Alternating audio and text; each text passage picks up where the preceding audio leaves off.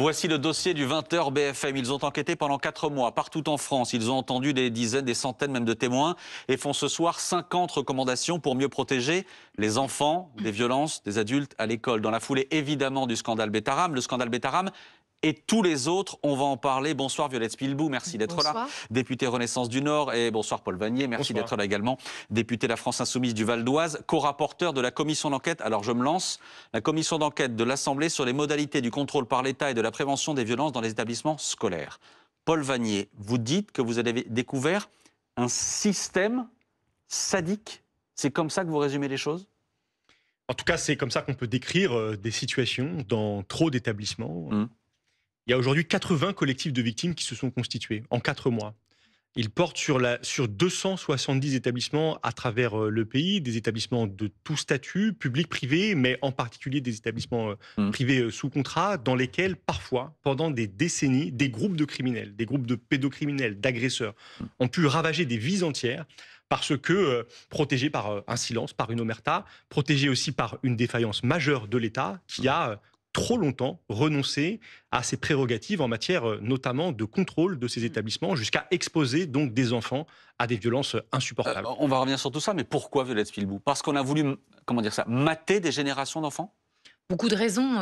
D'abord, effectivement, des parents qui ont souhaité mettre leurs enfants dans des établissements, pour certains stricts, pour d'autres durs, pour d'autres de redressement par rapport à un comportement.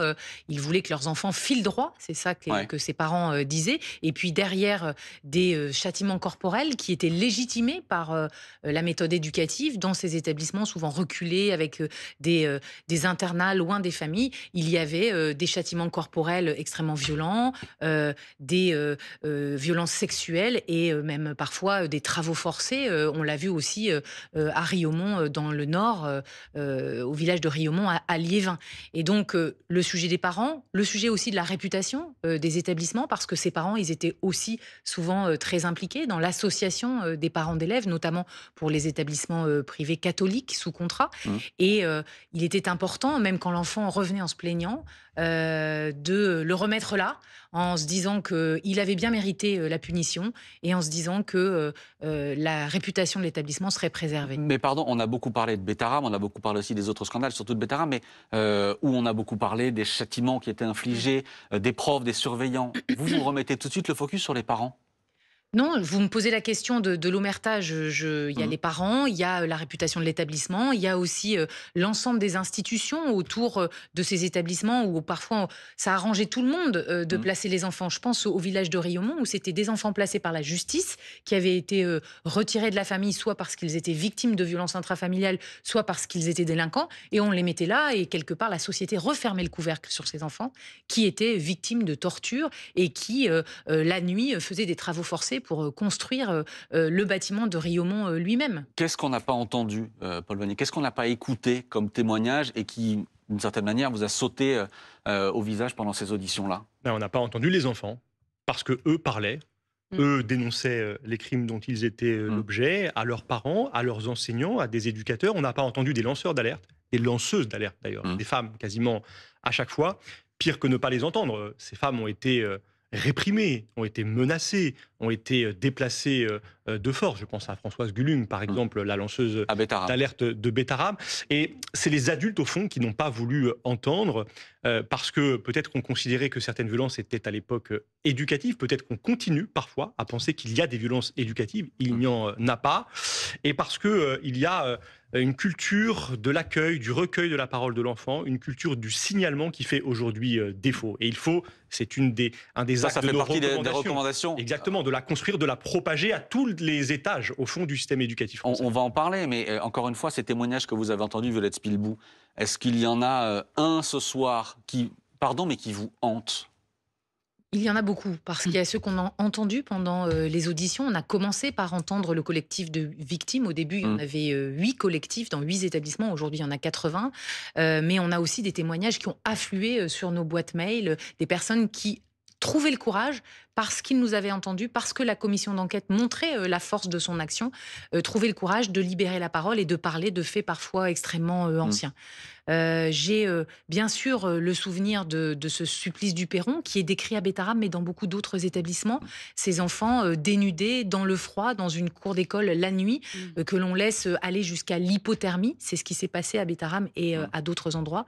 Mais aussi le témoignage extrêmement marquant de victimes de Riaumont qui disent, quand ils sont revenus avec nous, quand nous avons fait notre visite sur place dans le village de Riaumont, qui disent « Je reviens pour la première fois ici, j'avais 9 ans quand ils m'ont infligé ce qu'ils m'ont infligé, et j'ai l'impression depuis que j'ai 9 ans que je suis mort. » Quand on vous dit une phrase comme ça et que l'homme a 40 ans devant vous, je peux vous assurer que l'on sait pourquoi on fait ce travail. Est-ce que ça existe encore?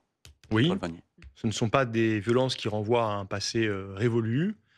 Elles sont toujours là, l'éducation nationale, avec des outils qui sont imparfaits et qui sans doute conduisent à des sous-estimations, mais mesure chaque année dans les établissements publics et uniquement eux, 1200 à 1500 faits de violence d'adultes ayant autorité sur des élèves. Et puis nous avons travaillé, par exemple, je pense au lycée Bayen de Châlons-en-Champagne, où nous sommes allés avec un enseignant qui, pendant des années, jusqu'à très récemment, avait violé, agressé sexuellement des élèves.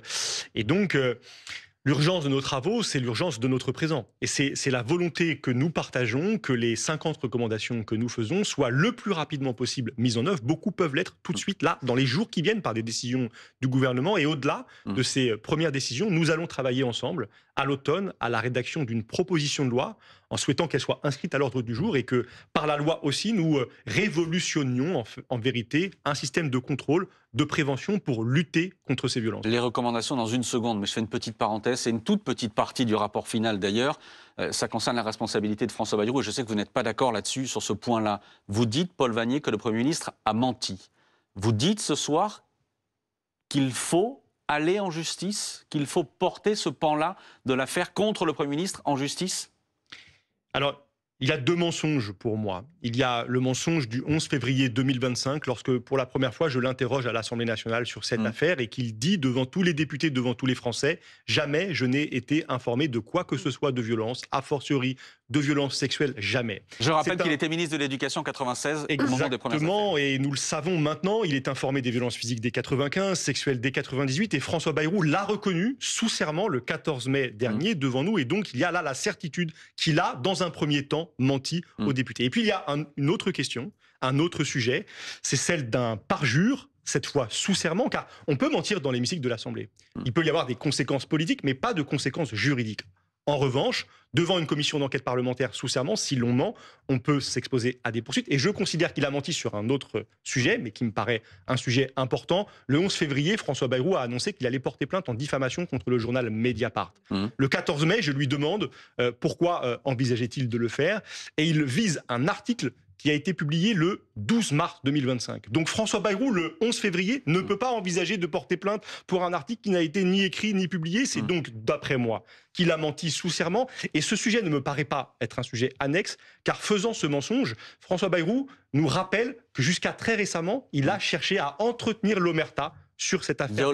Yael Braun-Pivet dit ce soir, président de l'Assemblée, c'est sans objet. Il ne peut pas y avoir de poursuite. Qu'est-ce que vous dites, Violette Spilbou, là-dessus? Moi, j'ai longtemps échangé avec Paul Vannier sur ce sujet parce qu'il a souhaité que la présidente de notre commission fasse cette démarche pour parjure sur 3 personnes que nous avons auditionnées. Moi, j'ai considéré que l'ensemble des éléments dans le courrier de Paul Vannier ne légitimaient pas que nous fassions cette démarche d'aller vers la justice. Aussi parce que je crois que la priorité pour notre commission d'enquête, c'est de faire en sorte d'amener la reconnaissance pour les victimes et toutes les victimes passées partout en France. Nous avons enquêté sur Bétarame, sur le village de Riaumont qui est hors contrat et sur le lycée Bayen à Châlons-en-Champagne. Mais les 80 autres établissements, nous n'avons pas pu pousser les investigations. Nous avons récupéré des documents, nous avons publié des annexes et donc les responsabilités individuelles pourraient être recherchées à chaque fois. Je crois que ce que nous avons travaillé là et qui est de grande qualité, c'est des recommandations qui s'inspirent de ces études de cas et qui vont permettre que plus jamais ce type de violence n'ait lieu. Je prends 2 de vos recommandations. Plus de contrôle. On est sidéré quand on lit votre rapport. Il n'y avait en réalité quasiment jamais de contrôle. Surtout dans les établissements privés catholiques. Quasiment jamais de contrôle. Il y en a eu 12 entre 2017 et 2023 sur 7500 établissements. Autant dire en effet qu'il n'y en avait jamais. Quasiment jamais. alors qu'ils sont prévus par le Code de l'éducation, alors qu'il y a des inspecteurs qui sont là pour assumer cette mission. Et cette absence de contrôle, elle pointe des responsabilités politiques.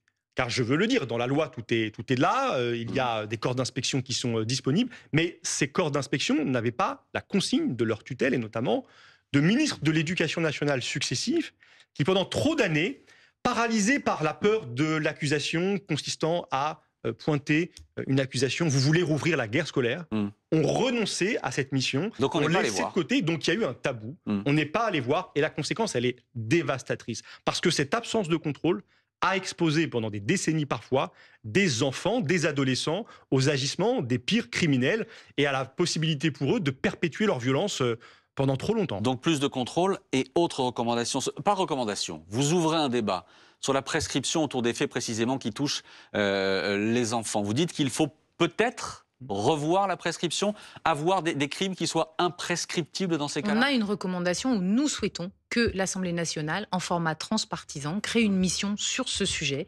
Pourquoi une mission? Parce que c'est un sujet qui est extrêmement complexe, qui fait la balance entre le désir profond et légitime des victimes de pouvoir porter plainte, quel que soit le délai dans lequel ils trouvent le courage, la force de le faire, et puis le risque de surenchère pénale qui fait qu'aujourd'hui, ce n'est pas le cas pour tous les délits commis sur des mineurs. Et donc, c'est un travail que nous devons avoir avec l'ensemble des groupes de l'Assemblée nationale. Des ministres ont travaillé dessus, Aurore Berger, des parlementaires, Virginie Duby-Muller, DLR, Xavier Iacovelli, qui est sénateur du Bloc central, et bien d'autres. Et il y a une évolution de la France insoumise sur ce sujet dans les échanges que nous avons travaillé avec les victimes, avec Paul Vannier. Donc, il y a une voie qui s'ouvre et il faut que ce soit à l'Assemblée nationale pour que, dans le temps le plus court possible, nous trouvions une écriture qui permette d'entendre cette souffrance qui est encore très présente aujourd'hui, même quand les faits datent d'il y a 40 ou 50 ans. Christophe, Elsa, vraiment d'un mot en réaction? Un peu moins de 300 établissements sur 60 000. Ça veut dire que même sans contrôle, on peut espérer que l'essentiel des équipes éducatives, des dirigeants d'école ont protégé quand même leurs enfants. Plus de contrôle, parce que les contrôles, ça protège les établissements, justement, contre ceux qui veulent mal agir. Ça les protège venant de l'extérieur, venant de l'administration. Je pense que la proposition de loi à des fins préventives est extrêmement nécessaire, urgente, et j'espère qu'il y aura de la place dans le calendrier parlementaire. La dimension plus politique contre François Bayrou, l'opinion le juge sévèrement, on l'a trouvé un peu cafouilleux dans toute cette affaire. Mais il a gagné contre vous, Paul Vannier, dans la commission, la joute politique, par opiniâtreté, il s'en est sorti. Vous rêviez d'une censure, Bayrou, sur l'affaire Bettarabe. Sandrine Rousseau aussi, elle nous l'avait dit ici. Et là, cette bataille, vous l'avez perdue. Juste vous dire, monsieur Barbier, c'est pas une joute pour moi. Moi, j'ai assumé une prérogative très importante, celle d'être rapporteur d'une commission d'enquête. Et l'être, c'est d'avoir une exigence, aller au bout des questions. Poser toutes les questions, avec toute la rigueur et sur la base de faits, d'éléments. C'est ce que j'ai fait. Ça a duré 5 heures, il a répondu. Il a contourné, il a nié, je crois qu'il a menti, mais c'est un autre débat peut-être. Mais je veux le dire, c'est en responsabilité que nous avons conduit cette audition, en vérité comme toutes les autres. Merci à tous les... Elsa, vraiment un mot? Ah non, moi je me demandais dans quelle mesure, dans la société actuelle où on nous dit qu'il y a une telle demande d'autorité, il y a une capacité d'accueil pour les propositions que vous faites, au-delà de la question de la loi, parce que la loi nous a donné des moyens. C'est un débat. Merci à tous les deux. On aurait envie de répondre. Oui, mais malheureusement, on manque de temps. Merci en tout cas à tous les deux d'être venus ce soir en direct sur le plateau du 20h BFM. Merci encore.